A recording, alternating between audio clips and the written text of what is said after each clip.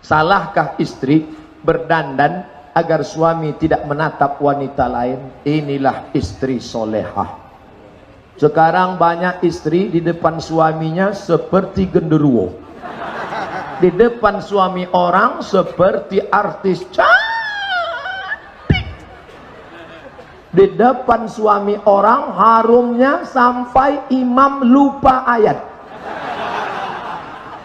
Dia pakai parfum naik di tangga ini, imam di depan keciuman. Wala ana abidum ma'abattum wala antum abiduna ma'abud. Wala na'bidum ma'abattum wala antum abiduna. Sampai lupa lakum dinukum waliyadin. Kalau mau keluar rumah, parfum yang terharum. Di rumah bau pete, bawang goreng, balsem. Oleh sebab itu maka ini yang paling benar, dia bersoleh untuk suaminya. Ciri perempuan akhir zaman, bersoleh untuk suami orang, berdandan untuk suami orang. Saya berapa kali ketemu perempuan jamaah, ketemu di pengajian putih, pas ketemu di rumah hitam. Sampai saya heran, loh kok lain wajahnya. Ternyata bedak Kelly 3 inci. Berarti untuk suaminya di rumah dia tidak pernah berdandan. Insya Allah itu tidak ada di Villa Dagu. Alhamdulillah. Di luar-luar sana saja. Ustadz, bagaimana cara kita sebagai anak mengingatkan, menasihati orang tua yang susah untuk sholat? Jangan mentang-mentang kalian sudah hijrah, anak muda, lalu pulang dari sini kalian panggil mama, sini, papa, sini, duduk. Assalamualaikum ya ayyuhalladzina amanu. Bukan begitu cara menasihati orang tua. Cukup kau kirimkan saja video Ustadz Somad ke nomor WA. Papa, ini ada WA gambar ceramah Ustadz Somad. Apa kata dia? Hai ayah-ayah yang belum sholat, kalian sudah diintai malaikat maut. Hai ibu-ibu yang belum sholat, kalian dari tanah akan mati, masuk tanah, dimakan cacing tanah. Inna awwala ma yuhasabu bihil abdu yaumal qiyamah. Yang pertama kali dihisab, dihitung dari amalmu adalah sholatmu. Sholatlah kau wahai orang tua. Like and share. Nanti papamu sama mamamu dengar, kok dia tahu mama nggak sholat? Nampaknya Ustaz ini dapat bocoran ini. Nggak tahu mah. Insya Allah. Tapi jangan lupa, ada yang lebih hebat daripada ceramah. Ad-doa silahul mu'min. Doa. Ya muqallibal qulub, wahai engkau yang membolak-balikkan hati, ya Allah, kokohkan hati ayah dan ibuku, bukakan pintu hatinya untuk sholat, ya Allah. Nanti di akhir majelis kita sama-sama berdoa. Mudah-mudahan suami-suami yang belum sholat, suami ibu yang masih Fir'aun, mudah-mudahan dikirimkan Allah angin hidayah ke hati mereka. Istri-istri bapak-bapak yang masih lagi istrinya Raja Namrus, mudah-mudahan menjadi istri yang soleha. Bapak ibu kalian yang belum juga sholat, insya Allah dibukakan Allah pintu hatinya, insya Allah. Bagaimana cara sholat muslimah bercadar? Apakah harus dilepas cadarnya? Tidak. Loh, katanya wajah harus dibuka Pak Ustadz. Yang tidak boleh itu menutup wajah seperti menutup tangan pakai sarung tangan. Tahu sarung tangan plastik? Sarung tangan plastik, ditutupnya tangannya pakai sarung tangan plastik. Itu yang tidak boleh. Begitu juga dengan wajah. Disarungnya wajahnya pakai sarung. Tak boleh. Adapun cadar, dia bukan sarung. Cadar itu adalah kain yang ditutupkan. Sama seperti orang ihram pakai payung. Pakai payung nggak apa-apa. Yang tidak boleh itu menempel di kepalanya. Makanya dalam fatwa mazhab Hambali, Syekh Ibnu Utsaimin, Syekh Abdul Aziz bin Baz, maka mereka tetap dibolehkan pakai cadar bagi yang mewajibkan cadar. Sebagian ulama Saudi Arabia cadar wajib. Syekh Ibnu Utsaimin wajib cadar. Syekh bin Baz wajib cadar. Syekh Twigri wajib cadar. Tapi ulama Al-Azhar Kairo Mesir, Syekh Yusuf Al-Qardawi, Syekh Ali Jum'ah, Syekh Muhammad Mutawalli Asy'arawi, Syekh Muhammad Al-Ghazali, Syekh Baqiyat Al-Muti'i, kata mereka cadar tidak wajib. Saya pertengahan. Yang mewajibkan cadar, silakan pakai cadar, saya tidak salahkan. Yang tidak mau pakai cadar, enggak apa-apa. Jangan yang pakai cadar dengan yang enggak pakai cadar kelahi. Nanti yang ketawa yang enggak pakai celana. Karena ini masalah khilafiyah. Yang penting menutup aurat. Dan kalian yang laki-laki jangan ejek perempuan bercadar. Kenapa kalau kelihatan perempuan bercadar ngeyel, ngejek? Kalau ada orang bercadar, hai ninja nih. Tapi kalau kelihatan orang yang pakai rok mini, dia diam aja. Kelihatan perempuan pakai cadar, ente rese. Kelihatan orang pakai cadar, ente ngejek. Orang yang nggak nutup aurat, ente diam. Berarti ente setan. Ustaz Somad ini kasar sekali ngomong. Berarti ente setan.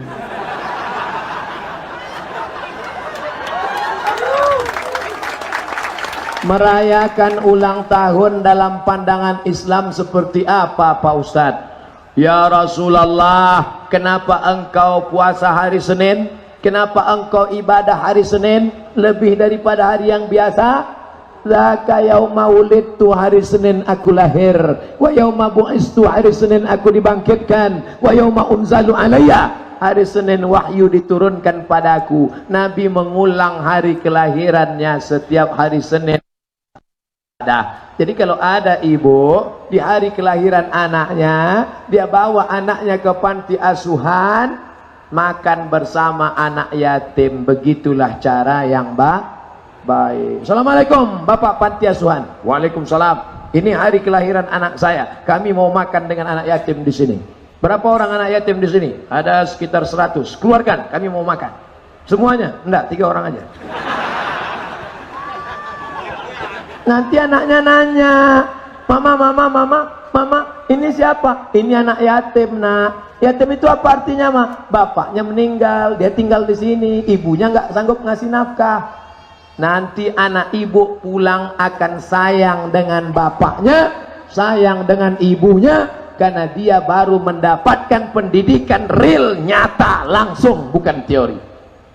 Ulang tahun anak dibawa ke mall, bagus. Ulang tahun anak diberikan gadget, mantap. Ulang tahun anak diberikan mobil, nggak salah. Tapi lihat, tahun depan kalau tidak diberi hadiah, dia katakan, orang tua nggak sayang, ini kurang mendidik. Makanya hari ulang tahun anak, apalagi kalau sampai dikasih lilin 10, 15. Nanti setelah bapak ibu tua, dia balas pakai lilin juga. Dia pasang lilin 71, dia suruh tiup sekali napas.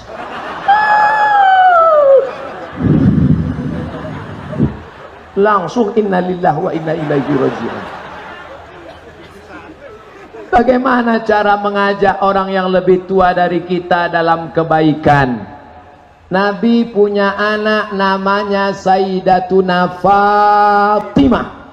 Fatimah punya anak namanya Sayyidinal Hasan dan Sayyidinal Husain. Hasan, Husain. Ajarkan anak-anak kita sirah Nabi. Ajarkan anak-anak kita keluarga Nabi supaya dia kenal Hasan dan Husain. Kalau tidak, anak kita akan lebih kenal Upin dan Ipin daripada Hasan dan Husain.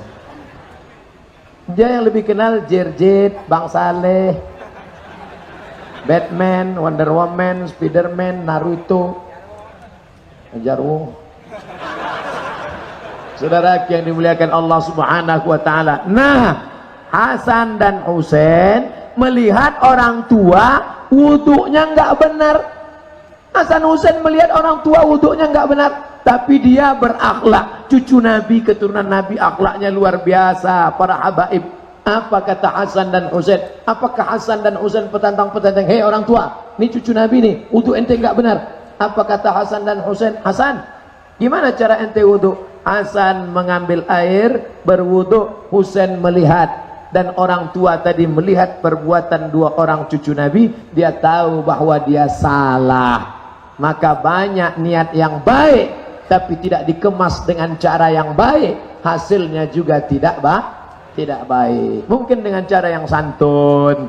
Ud'u ila sabili rabbik ajak mereka ke jalan Allah bil hikmah, santun, wal mau'izatil hasanah, suri tauladan yang baik. Kalau debat, wajadilhum, debat billati hiya ahsan, dengan cara yang baik. Sekarang ini muslim seperti diadu domba. Mengapa? Bagaimana menurut Ustaz? Insya Allah kalau dia ngaji, dia tidak bisa diadu domba. Betul apa betul? Malam ini jamaah yang hadir di Villa Dago, jamaah Masjid Al-Kausar sudah ngaji. Tidak mudah diadu domba. Yang mudah dibakar itu lalang kering, karena dia kena percikan api saja. Tapi yang hijau, yang hidup tidak akan mudah. Yang mudah diasinkan itu ikan mati. Ikan hidup tidak akan bisa asin walaupun dia hidup di dalam. Maka berilmu, ini yang sudah berilmu, tidak mudah diprovokasi. Kalaupun dia marah, marahnya karena Allah, tapi dia cepat sadar karena dia juga sadar karena Allah. Adapun yang marah karena hawa nafsu, orang digoda setan, tidak berilmu. Caranya ngaji. Kalau dengan ngaji kamu jadi lebih sabar, lanjutkan. Kalau dengan ngaji kamu jadi lebih berilmu, lanjutkan. Kalau dengan ngaji kamu lebih cinta masjid, lanjutkan. Kalau dengan ngaji kamu lebih cinta saudaramu, menghormati perbedaan, lanjutkan. Tapi kalau ngaji membuat kamu terprovokasi, kalau ngaji membuat kamu beradu domba, maka siapkanlah mengganti pengajian pada tahun-tahun berikutnya. Betul? Wajibkah badal haji untuk orang tua yang sudah meninggal dunia? Ada kalanya wajib, ada kalanya tidak wajib. Kapan wajib? Orang tuanya berwasiat, nanti kalau aku mati, ada lagunya, andai ku mati, juallah tanah itu, lalu kau buat badal haji. Maka cari anak-anak Villa Dago yang sedang kuliah di Kairo, temui Ustadz Dr. Haji Bil Bakhtiar. Ustadz, tolong carikan anak Kairo, saya mau badal haji. Karena kalau tidak yang terpercaya, nanti ada mafia badal. Dia ambil badal, tapi hanya satu orang yang melaksanakan. Tidak bisa, tidak amanah. Maka berikan jelas, mahasiswa Al-Azhar, terpercaya, amanah. Maka berikan kepada dia, dia yang melaksanakan badal haji. Kalau ada wasiat. Nggak ada wasiat Pak Ustadz. Tapi dulu mama kami pernah ngomong, mama pengen haji ke Baitullah, uang nggak ada. Nah, nampaknya mama sedang ngamuk. Uang mama nggak ada, ninggal dia. Sekarang kamu kaya, duitmu banyak. Maka ini tidak wajib, tapi baik. Cari siapa yang bisa badal haji. Bisa kamu badalkan haji mak saya? Bisa. Ini ongkosnya, badalkan haji. Oh, saya udah haji Pak Ustadz, saya nggak mau bayar orang lain, saya saja yang berangkat. Mantap, bagus. Mudah-mudahan Bapak Ibu diberikan rezeki yang barokah, bisa pergi haji. Itulah gunanya punya anak yang ngaji.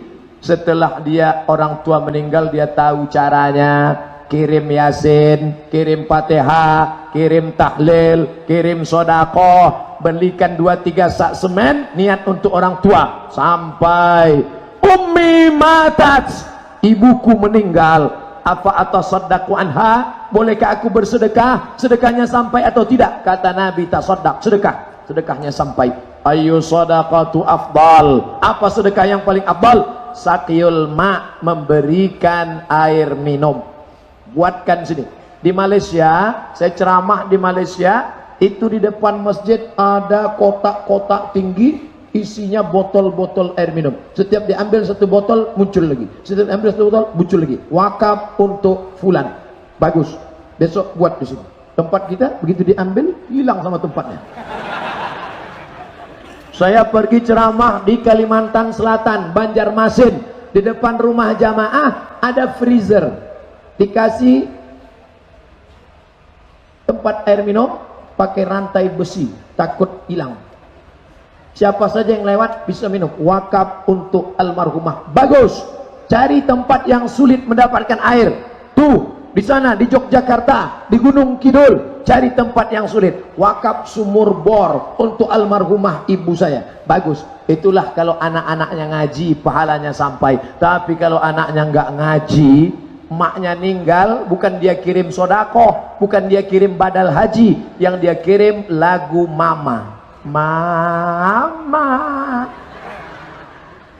Mudah-mudahan anak-anak kita yang mengirim sodakoh, insya Allah.